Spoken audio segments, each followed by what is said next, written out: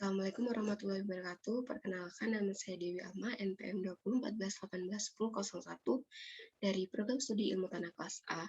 Di sini saya akan mempresentasikan tugas mata kuliah Dasar-Dasar Ilmu Tanah mengenai ringkasan 2 jurnal. Untuk judul jurnal yang pertama yaitu Kajian Sifat Fisika Tanah pada Areal Tanaman Karet yang sudah tidak produktif di PTP Nusantara 3 Rambutan. Pertama, kualitas air yang berpengaruh terhadap jenis tanah pada lahan FD5 PTP Nusantara 3 Rambutan adalah tanah insektisol dengan tekstur lempung berpasir. Selanjutnya, kandungan bahan organik pada lahan tersebut berkisar antara 0,40 sampai 1,67%, termasuk kategori sangat rendah sampai dengan rendah. Selanjutnya, porositas tanah pada lahan tersebut pada kedalaman 5 cm dan 25 cm termasuk dalam kategori kurang baik, di mana nilai berkisar antara 46,66% sampai 48,00%.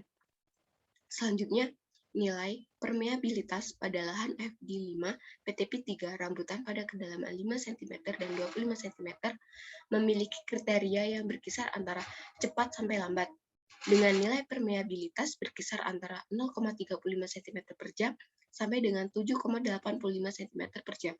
Selanjutnya, jumlah air tersedia untuk lahan bervegetasi pakis, rumput, dan keladi berturut-turut yaitu 7,00%, 5,96%, dan 9,21%.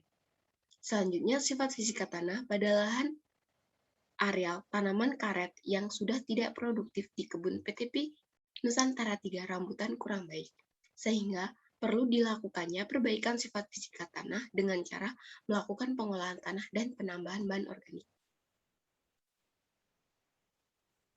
Untuk judul jurnal yang selanjutnya yaitu Karakteristik Morfologi dan Beberapa Sifat Fisik Kimia Tanah pada Lahan Penanaman Ubi Kayu dan Kebun Campuran di Desa Adipuro, Kecamatan Trimurjo, Kabupaten Lampung Tengah.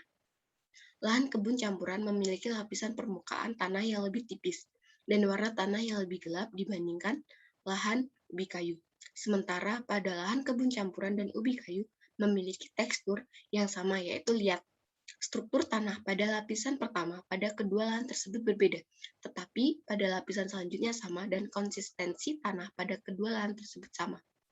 Nilai kandungan C organik lahan kebun campuran lebih tinggi pada lapisan 1, 2, dan 5, sedangkan lapisan 3 dan 4 lebih tinggi ubi kayu dibandingkan lahan kebun campuran. Nilai kandungan P tersedia, pH, dan KTK lapisan 1 sampai 5 pada lahan kebun campuran lebih tinggi dibandingkan lahan ubi kayu.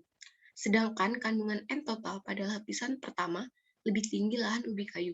Kejenuhan basah pada lapisan 2, 3, 4, dan 5, profil tanah pada lahan ubi kayu lebih tinggi dibandingkan kebun campuran.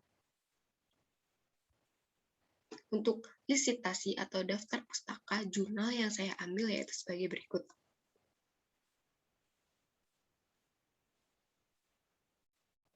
Sekian presentasi dari saya akhiri. Wassalamualaikum warahmatullahi wabarakatuh.